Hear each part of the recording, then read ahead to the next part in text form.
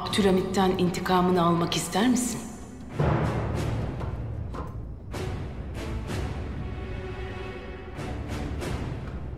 Babanı Abdülhamit öldürttü.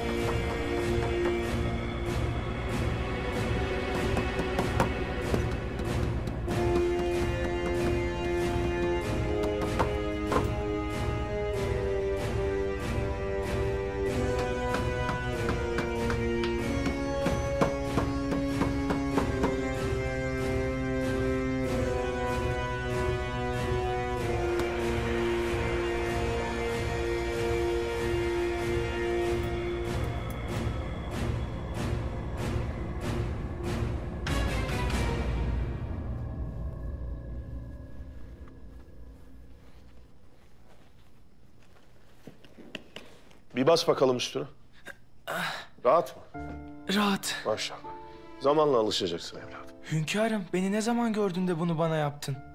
Kuruçeşme'nin bahçesinde annenizle dolaşırken hünkârımız gördü. Sonra biz de sorduk, soruşturduk sizi. Bu günleri de gördüm ya. Evladım yürüyor ya. Size minnettarız. Biz Hristiyanız lakin sizin tebaanızız. Osmanlı'nın yüzyıllarca tebaasına adaletle muamele ettiğini bilirdik. Ama şimdilerde gazetelerde okuduklarımız, bağışlayın, Ne yazarmış gazeteler? size katil diyorlardı. Şimdi siz benim evladıma kendi ellerinizle bir bacak yaptınız. Siz bir sakat çocuğun bile huzurunu düşünüp ona yardım etmeye gayret eden, gönlü kocaman, yüreği devlet hudutlarını dahi aşmış bir şahsiyetmişsiniz. Size katil diyenler utansın. Şimdi inanırım ki size iftira atılır. Bunu herkese anlatacağım hünkârım. Biz saltanatımız süresince kimsenin canına ilişmemişiz. Hünkârım, senin niye üstüne katillik suçu atarlar, iftira atarlar? Evladım, zalimler bilirler ki mazlumların hakkı için harp edecek biri var karşılarında. Her hamlelerinde gücü yetene kadar mazlumlar için kendini siper edecek bir Osmanlı var. Büyük bir millet var. Bu adam benim babamın canına kıymaz. Bu adam bir mazlumun canına kıymaz.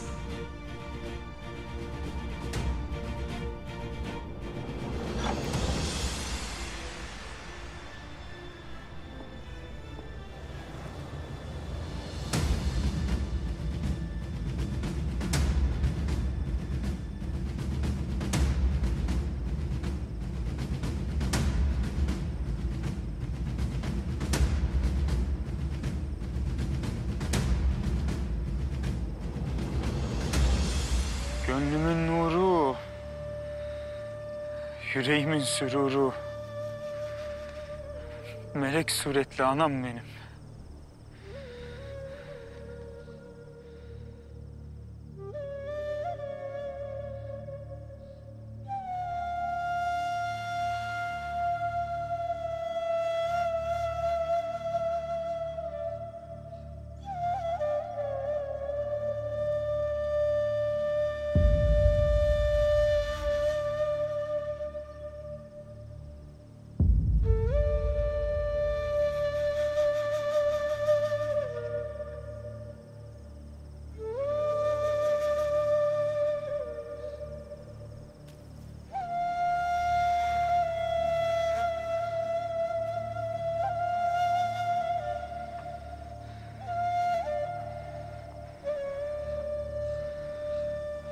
Eğer biz seni vefat ettirip onların arasından alıp götürsek bile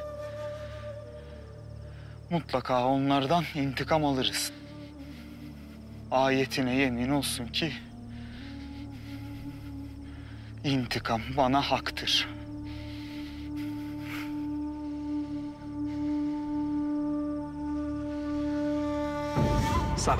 Sara Hanım gözlerinizi açınız ve bizi bahtiyar ediniz. Sara Hanım rica ederim Sara Hanım. Telaş etmeyin, iyiyim, iyi. Çok şükür. Sara Hanım, 2 gün boyunca Abdülhamit'e maruz kaldınız. Tabii bu felaketin bir tesiri olacaktır. Fırtına benim feleğime işlemez. Yani siz bir müddet daha Abdülhamit'le kalsaydınız, gelmişinizde geçmişinizde ziyan olurdunuz, orası da ayrı. Hakkım var paşam. Ben Kızıl Sultan'dan müşerref oldum. Kökümden sallanıyorum zannettim. Bir üflese ölecektim sanki. Neyse, beyhude lakırdığı bırakalım. Sara Hanım'ı canımı dişime takarak, hayatımı hiçe sayarak nasıl kurtardım, ondan bahsedelim. Ama kuru kuruya müteşekkir olduğunuzu söylemeye kalkışacaksanız bundan büyük elem duyarım, peşinen söyleyeyim. Beni kurtarmak için katlandığınız zahmetlerin sebebini ziyadesiyle tahmin edebiliyorum. Rica ederim Sara Hanım. Benim size duyduğum derin muhabbetten gayrı size karşı ne menfaatim olabilir? İrem de buna şahittir. Tabii elbette. Mahmut Paşa da ben de çok sevgi dolu insanlarız biz. Bizim öyle menfaatle falan işimiz olmaz. Sizi kurtararak Farus Efendi'nin bir nebze olsun dikkatini çekebilir miyiz diye de düşündük. Hepsi o kadar.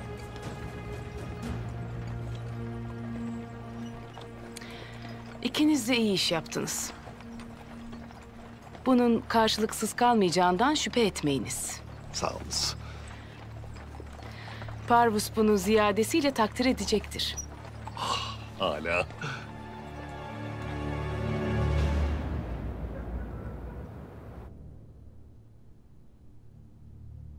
Herkes dışarı çıksın.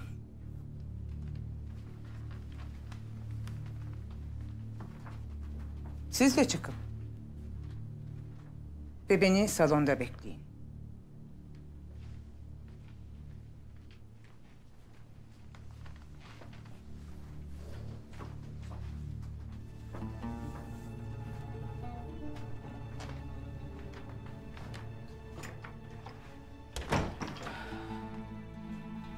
Rahatsız olma kızım.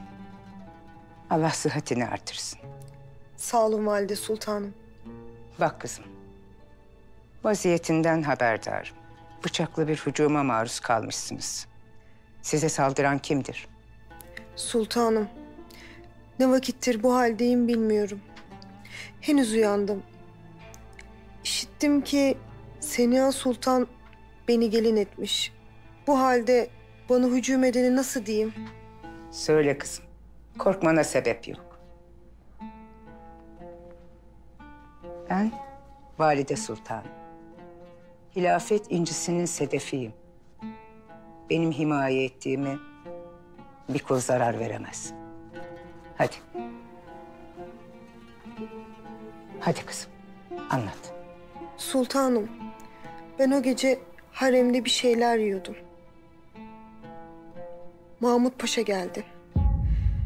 Kendisini tanıdığımı anlayınca bana hücum etti. Sonra da vaziyetim budur sultanım.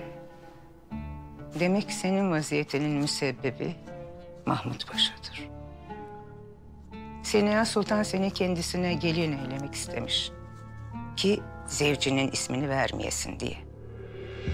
Bidar Sultan da himayesine almış ki uyandığında kimin ismini isterse onu veresin diye. Bak kızım, bu söylediklerini benden başka hiç kimse işitmeyecek. Sultanım, vaziyetim ne olacaktır benim? Sen korktuğundan emin olduğun yerde olacaksın. Mahmut Paşa'nın hanesinde. Sultanım, ne yaparım ben orada? Canımın emniyeti ne olur? Kızım merak etme, en emniyetli yer orası. Senin canına bir şey olursa müsebbibi bellidir. Seniha Sultan da Mahmut Paşa da sana canları gibi bakmaya mecburdurlar. Kızım, ben seni himayeme aldım. Bu vakitten sonra da senin mesuliyetini alanlar sana zarar veremez. Lakin her kim ki vaziyetinin failini sorarsa derhal bana ileteceksin.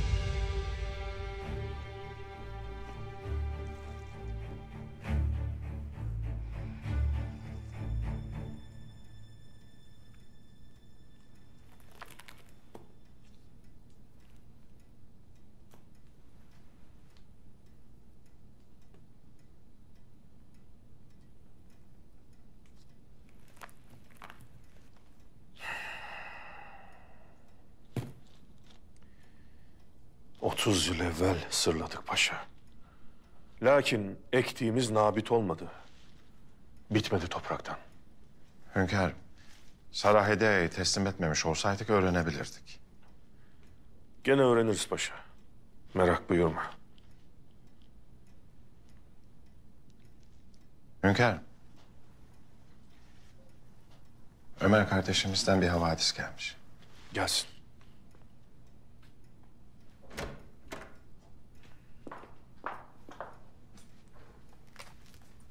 Vaziyet nedir?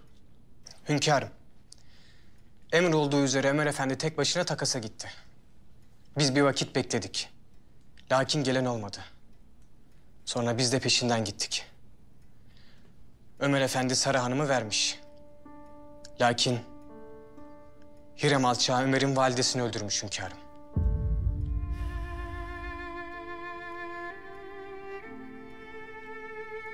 İnna lillahi ve inna ileyhi raciun. Hünkârım, Ömer Efendi'nin validesinin alnına bir hat çizilmişti.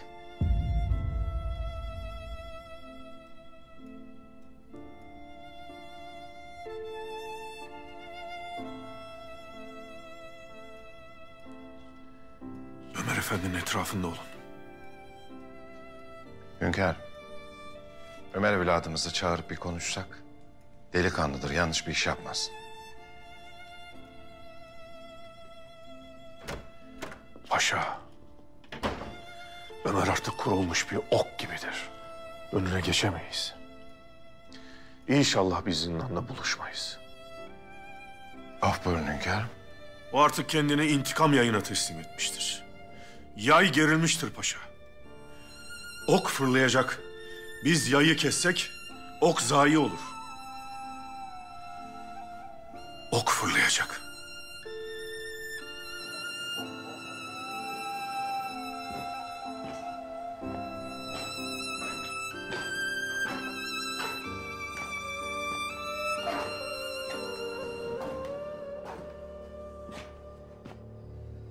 Baba. Anacığımı zalimin zulmünden kurtaramadım. Anamı sana sağ salim getiremedim.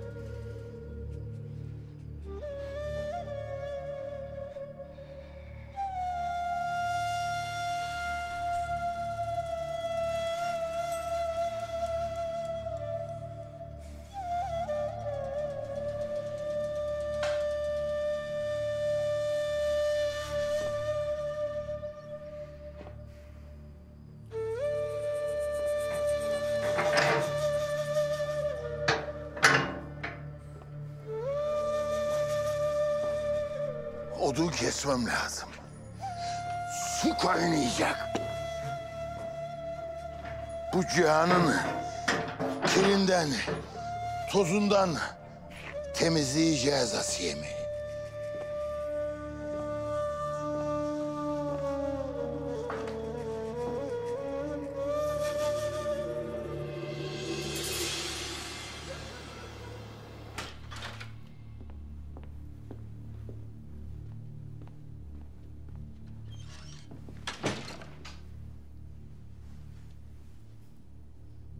Buyurun.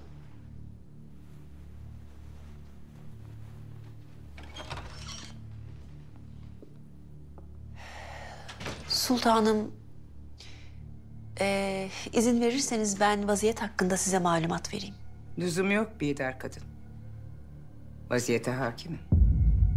Kızımız acaba kendisine hücum edenin kim olduğunu söyledi mi sultanım? Hayır. Bu aralar harem çok karanlıkmış. Kim olduğunu görmemiş kızımız.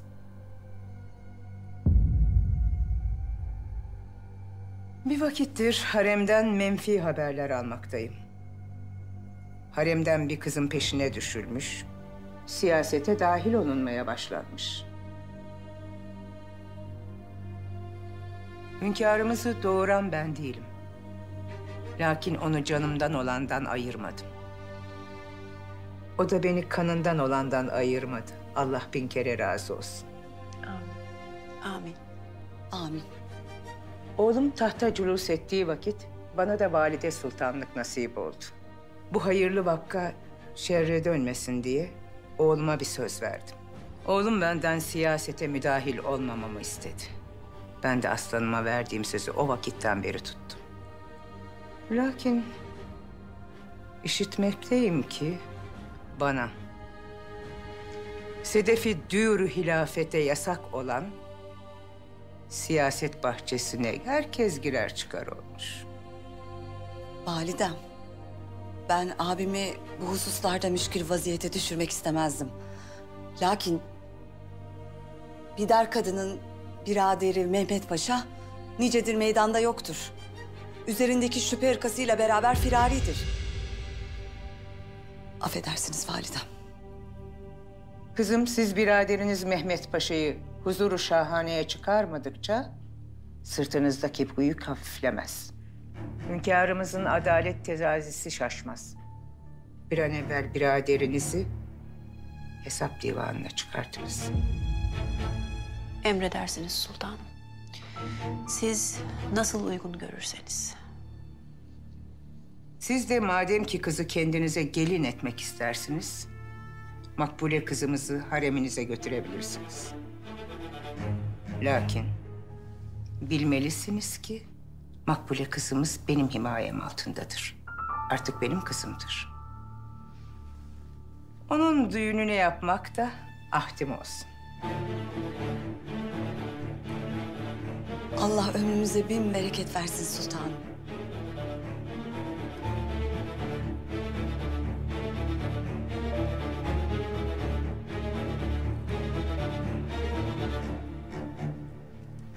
Siz kalın kızım.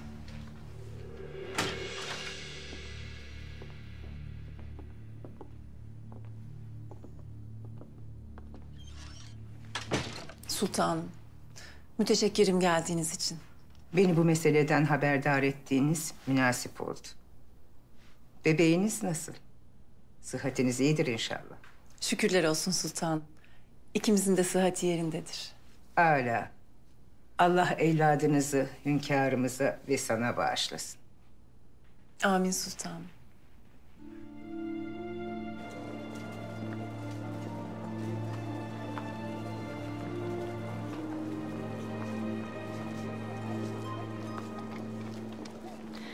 Parvus'la görüştüm. Merakımızı def ediniz Sara Hanım. İngiliz sömürge nazırlığının müsteşarı payitahta geliyormuş.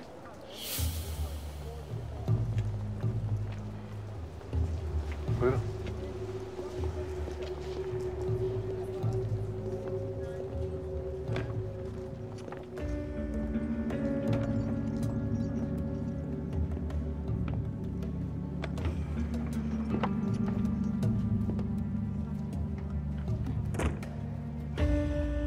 İngiliz sömürge müsteşarı nazırının bu vakitsiz sebebi ziyaretinin nedeni nedir acaba?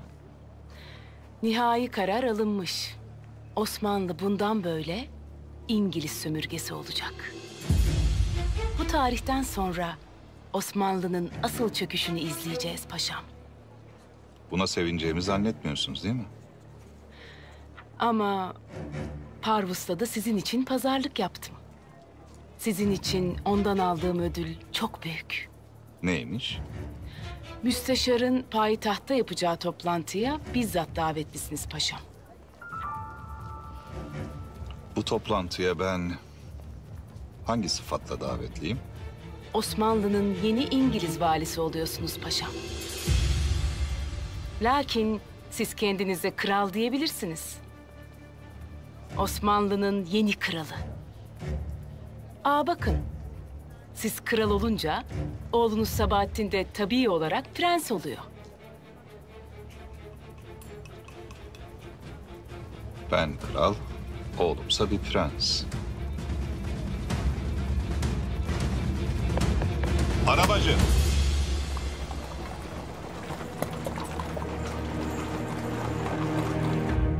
Hale bak. Biz Parvus'la işi bağlıyoruz. Sizin için silah, mühimmat ve bomba geliyor ama gemiden indiremiyoruz. Silah göndermek Bay Parvus'un işiydi. İşini ziyadesiyle yaptı. Gelen silahları kullanmak da benim vazifem. Ben de buna ölümüne hazırım. Lakin limandaki silahları almak da sizin vazifeniz Bay Ersul. Silah yoksa tetiği çekecek adam ne yapsın? Hiç merak etme. O silahları almak için limanı çökertmem gerekiyorsa çökerteceğim. Ve benim olanı alacağım. Siz benden haber bekleyin.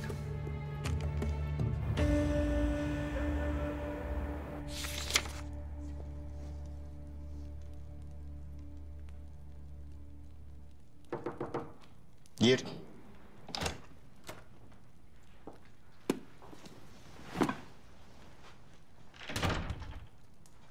Buyur Hasan.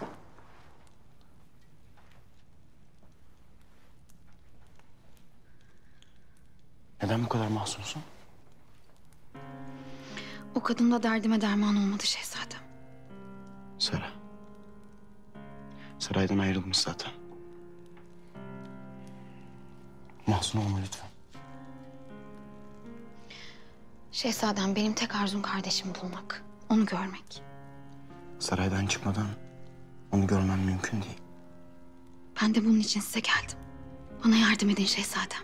Beni bu saraydan çıkarın. Kardeşimi bulayım. Lütfen. Seni mesut etmek için her şeyi yaparım Hasan. Ama şimdi gidiniz. Vakit epey geçtir. Ben yarın bir hal çaresini bulacağım. Size minnettarım şehzadem.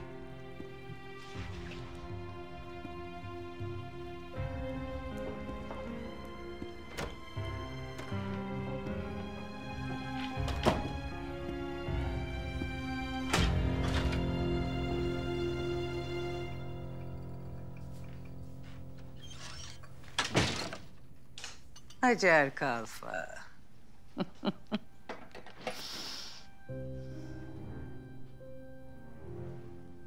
Hadisenin faili Mahmut Paşa'ymış.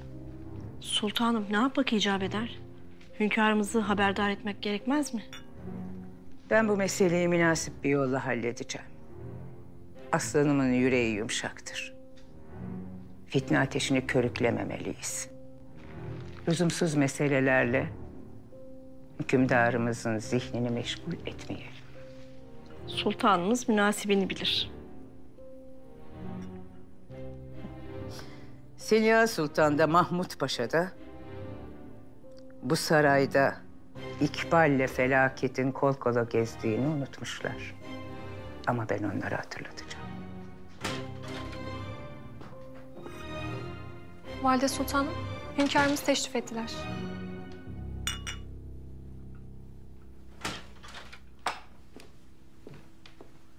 Validem, hoş geldiniz. Hareminize hoş geldiniz, şeref verdiniz. Sizi görmemek bizi müteessir ediyor. İsteriz ki her daim yanımızda olun. Aslanım, benim kendi hanemde rahatım yerindedir. Sarayın bu resmi hüviyeti bu yaştan sonra bana ağır geliyor. Sen zihnini benimle meşgul etme. Bir isteğiniz, bir arzunuz var mıdır validem? Dicle'lerin, Fırat'ların sahibi olan cihan hükümdarının validesi olmak şerefi zaten bütün arzularımı tamam eder. Benim tek arzum senin sıhhatindir. Hamdolsun sıhhatimiz iyidir. Peki sizin benden istediğiniz bir şey var mı? Siz benim bütün arzularımı dindirensiniz. Bana öksüzlüğümü, annesizliğimi bir gün dahi olsa hissettirmediniz. Kendi evladınız bildiniz. Arzumuz Allah'ın huzurunda bir evlat olarak benden razı olmanız. Allah doğacak evladınızı size bağışlasın. Peki bir isim düşündünüz mü? Henüz karar vermedik validem. Siz en münasibini bilirsiniz zaten. Allah evladınızı dini İslam'a hadim eylesin. Amin.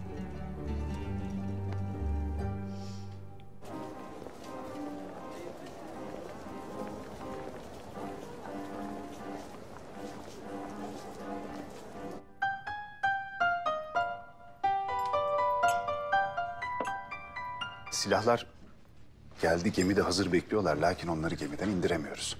Olacak iş değil. Acilen bir hal çaresine bakmamız lazım. Sizin Parvus'tan bu silahları isteyişinizdeki maksat neydi? Sarayı kurtarmak için. Payitahtı yakma pahasına. Evet ama görüyorsunuz ki sarayı biz kurtardık. Hem de bin bir türlü meşakkatle. Senin derdin ne ki limandaki silahları duyunca barut gibi ateşlendin? İkimizin de borsada kaybı malum. Şu an silahlar geldi.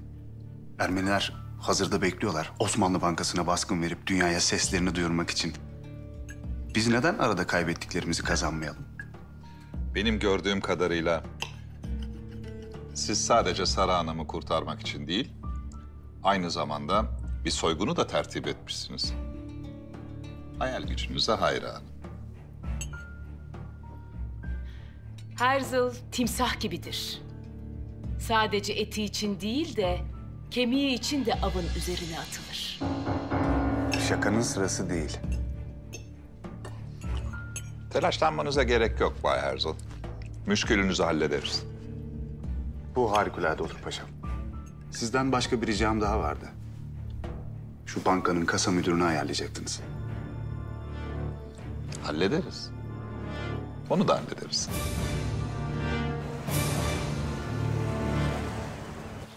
Hünkârım, Rıza Paşa onu memur kıldığınız Balkan mıntıkasıyla alakalı maruzatını arz eder. Balkanlardaki Müslümanlarla bağları ihya edecek tedbirler düşünür. Üsküp esnafının ticari hacmi düşmüş. Bu hususta Arap milletleriyle bir alaka tesis edilip ticaretin her iki mıntıka arasında geliştirilmesini teklif ediyor. Paşa, Balkan milletiyle Arap milletinin yaşam tarzları birbirinden farklı. Bana kalırsa Balkan milletiyle Türkistan arasında bağları güçlendirmek lazım. Arap kardeşlerimizle de Hintli Müslümanlar arasında. Emredersiniz hünkârım.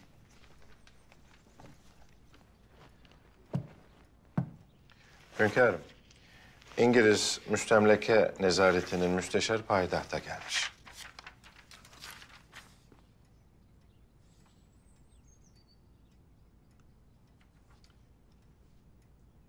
Bu adam köpek tinetlidir paşa. Kovalarsan kaçar, kaçarsan kovalar. Kovalayacağız ki kaçsınlar. Kovalayalım mı hünkârım? İti itle kovalayacağız paşa. Hele şu esir alınan İngiliz ajanı bir gelsin de.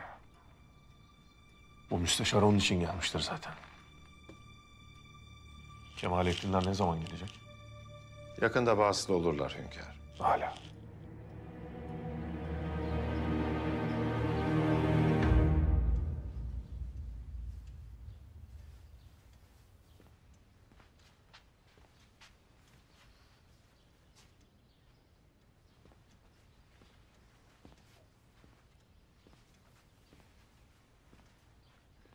Sebahattin.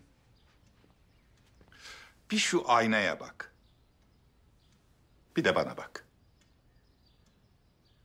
Tek kelimeyle söyle. Ne görüyorsun? Sevimli bir baba. Osmanlı'nın en hür ve en kudretli paşasını görüyorum pederim. İşte Osmanlı'nın en hür ve en kudretli paşası artık kabına sığmıyor. Pek yakında hudutları geçeceğim ve kral olacağım. Ne diyorsun pederim? Ne kralı? Evladım, Osmanlı artık Avrupa'nın kanatları altında ilerlemek zorundadır. Osmanlı Devleti'nin başka bir istikbali yoktur. Sen ne diyorsun pederim? Biz hürriyet için yola çıkmadık mı? Sen şimdi kalkmış kral olmaktan, Osmanlı'yı da sömürge etmekten bahsediyorsun. Sebahattin, Avrupa sömürge sayesinde ayakları üzerinde durur. Bir eliyle dünyanın zenginliklerini alır, diğer eliyle de hürriyet ve medeniyet sunar. Ticaret bu.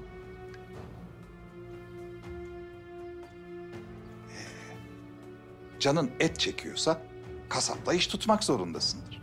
Lakin ben durumumuzu anlamakta aciz kalıyorum. Neyiz biz? Kasap mı? Koyun mu? Gel.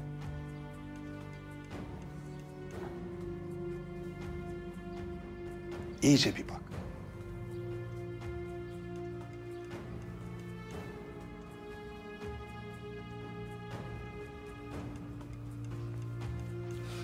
Hiç kıpırdama. Sakın kıpırdama.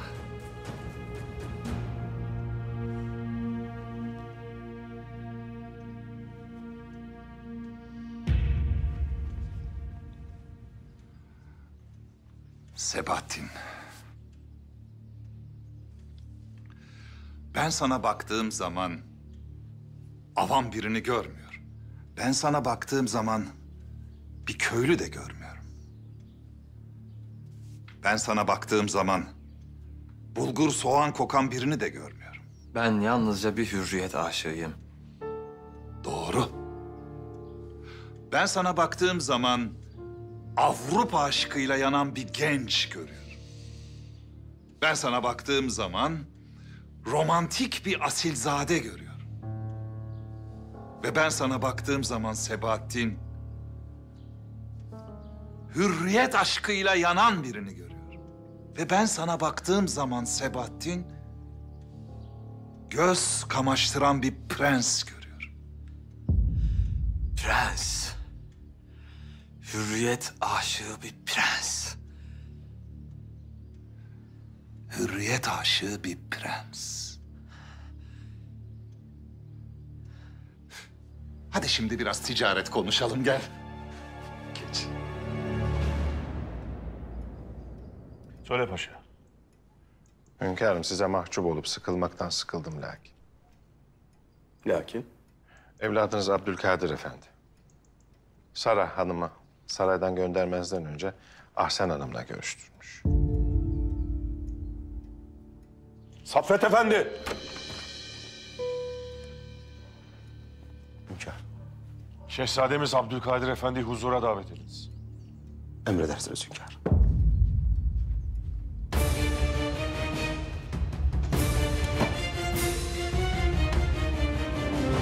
Gümrükte yüklü miktarda kumaş rehin kalmış.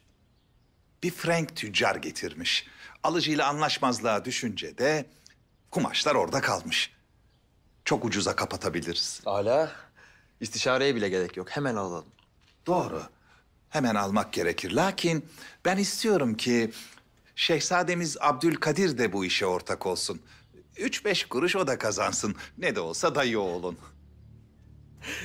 Prensinle oynama kralım. İşin mahiyetini dök bakalım. Sebahattin, hakikaten benim oğlumsun. Pekala. İşin mahiyeti şu. Kumaşların altında silah var. Lakin silahları gümrükten geçirebilmek için şehzade gibi bir ortağa ihtiyaç var. doğru. Ben diyorum ki Şehzade Abdülkadir'in nüfuzunu kullanarak silahları gümrükten geçirelim. Abdülkadir de bu işten birazcık kâr etsin. Silahları alınca da hürriyet sevdalısı anarşistlere verelim. Onlar payitahtta kargaşa çıkarsın. Biz de sultanı kızıla boyayalım. Ala. Bana yine saray yolu gözüktü. Selametle gidiniz prensim. Baş üstüne kralım.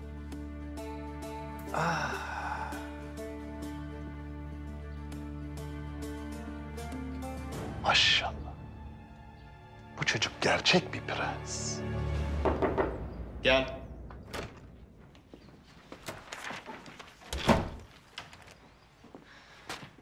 Şehzadem söz vermiştiniz. Kardeşimi bulmam için bana yardım edecektiniz. Elbette edeceğim. Lakin seni kapıdan çıkaramam. Nasıl çıkacağım peki? Tünelden çıkman lazım.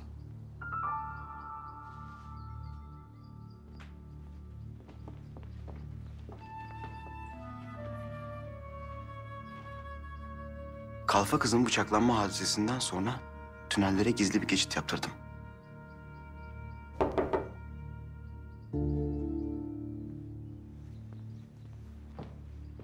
Gel.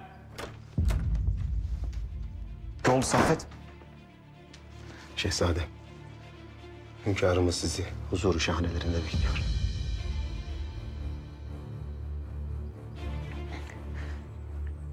Çıkabilirsin Saffet.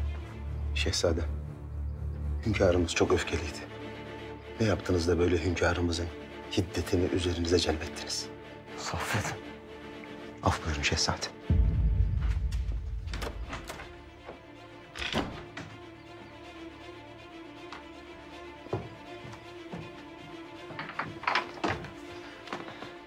Beni burada bekleyin. Mümkün olduğunca çabuk geleceğim.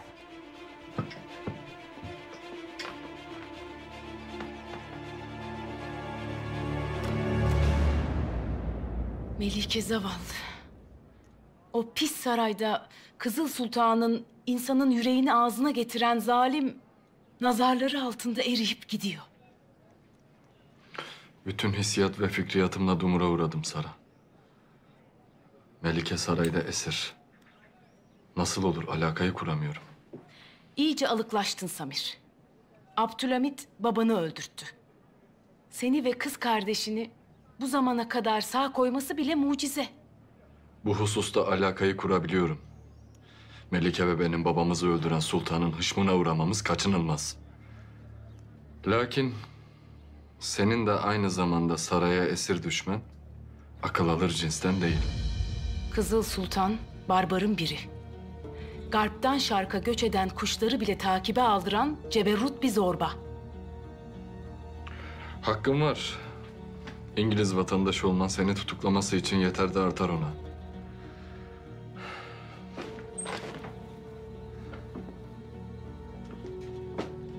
Bu kan emici zalime mürekkep, kalem, kelam işlemiyor. Umudum kuruyor her geçen gün Sara.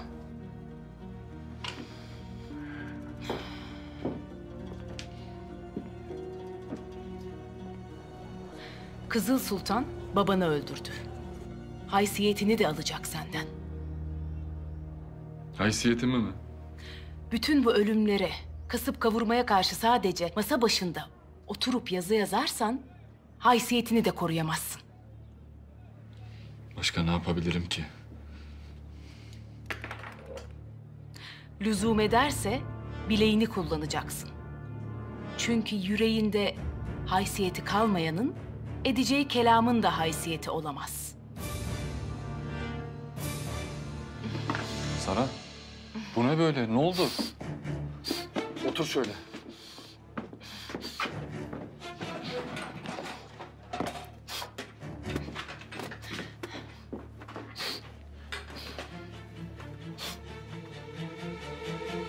Telaş etme. Burnun kanıyor. Nasıl telaş etme?